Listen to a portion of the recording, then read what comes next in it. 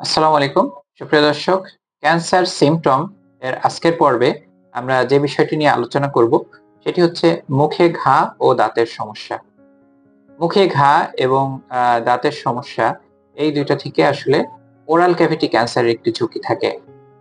যাদের দীর্ঘস্থায়ী মুখে ঘা রয়েছে বা মুখের ভিতরে কোনো গ্রোথ রয়েছে বা মুখের ভিতরে অ্যাবনরমাল কিছু, যেমন মনে করেন যে বুকের ভিতরে সাদা স্পট বা লাল স্পট রয়েছে, আ বা দেখা যাচ্ছে কোনো দাঁতের প্রবলেম রয়েছে, দীর্ঘস্থায়ী দাঁতের প্রবলেম, দাঁতের মাড়ির গোড়া ফুলে যাওয়া, দাঁত দিয়ে রক্ত পড়া, দাঁতে ব্যথা বা কোনো টুথ লস যদি হয়, তাহলে তাদেরকে অবশ্যই ডেন্টাল চেকআপ করতে হবে।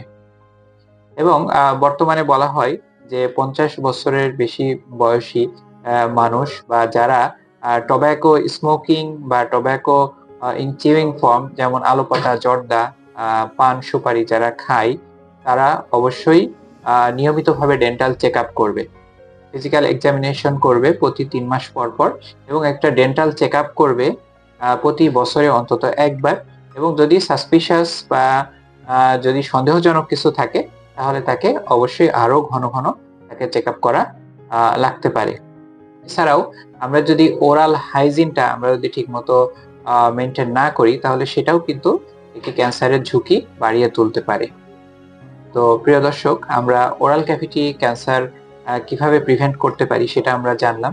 আমরা নিয়মিত ডেন্টাল চেকআপের মাধ্যমে এবং দাঁতের সমস্যার সঠিক এবং যথাযথ সময়ে চিকিৎসা করার মাধ্যমে এই ক্যান্সার হওয়া থেকে আমাদেরকে প্রতিরোধ করতে পারি। তো প্রিয় দর্শক, আসুন আমরা নিজে সচেতন হই, পরিবার এবং সমাজকে সচেতন করি। আমার, আপনার সকলের ঐকান্তিক প্রচেষ্টায় দূর হোক ক্যান্সার চিকিৎসার সকল অন্তরায়। সবাই ভালো থাকবেন। আসসালামু আলাইকুম।